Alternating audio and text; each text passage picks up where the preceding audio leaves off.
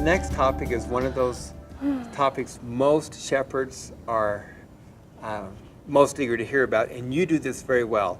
Your reward is that you usually get some of the kids who are most challenging. Yeah. And it's called How to Bring Out the Best Behavior in the Kids. Or another way to say it is How to Handle Discipline Problems. So, what are your insights in that?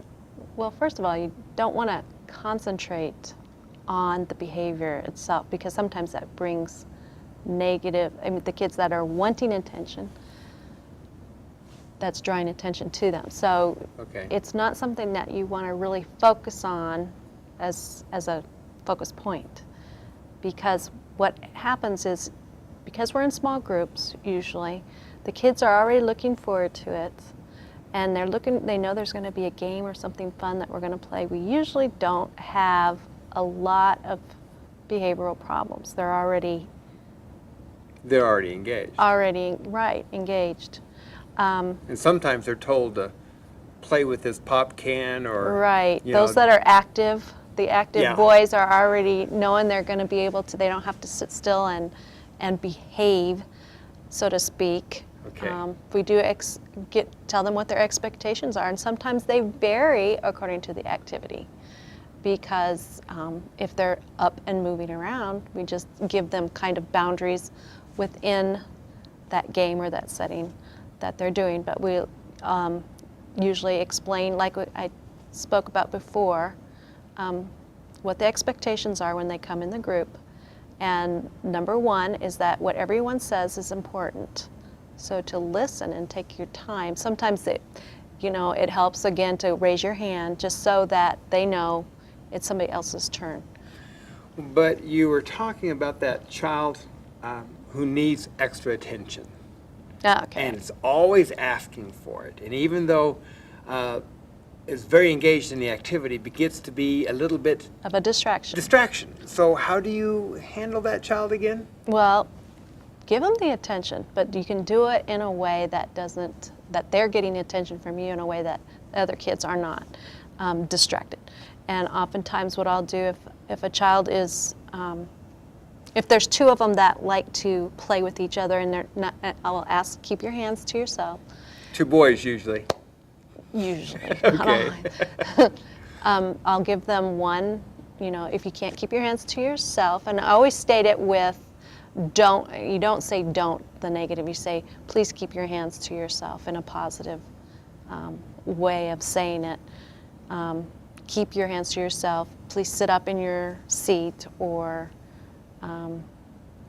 listen to other people when they're talking instead. Don't talk while someone else is speaking. Okay. And I'll give them expectation first, and then if that is not met, then I'll explain that if you choose to continue in that behavior, I'll have to separate you. That's the first, and then if they continue, then you must follow through, and just very quickly just ask one to come sit by you.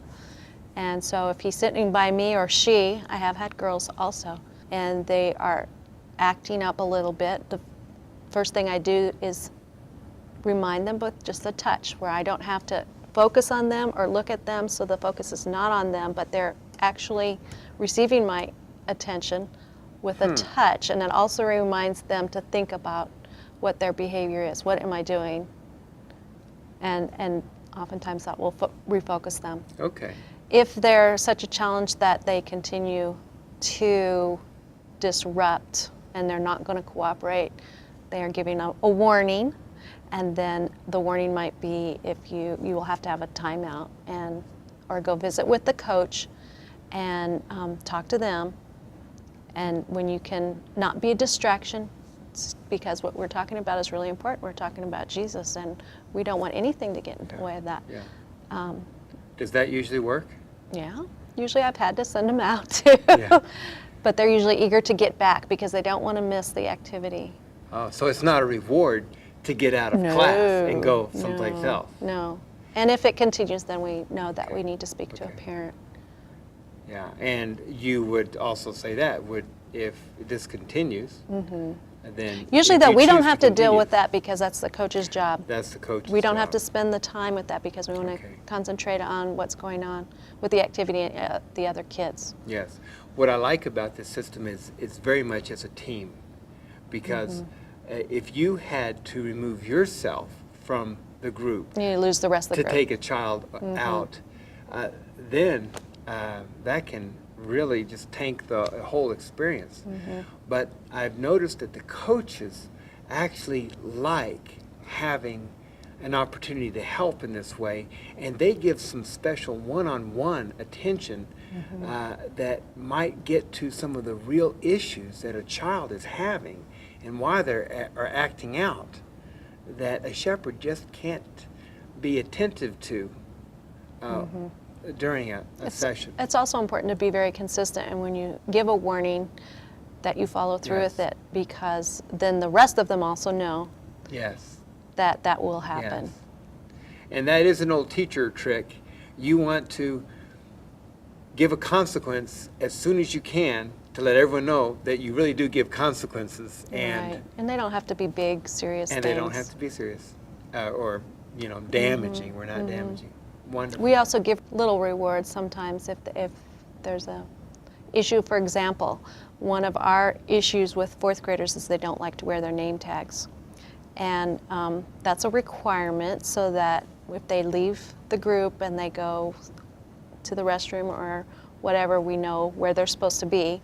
And also for people that don't know their names outside of the group or substitute teachers. So it's important that they wear their name tags.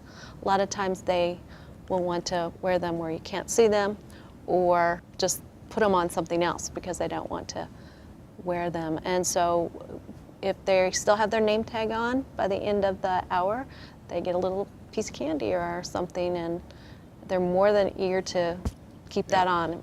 Just that simple, and then they're not playing with it, and Great. it's where it needs to be. Great idea. Rewards and consequences.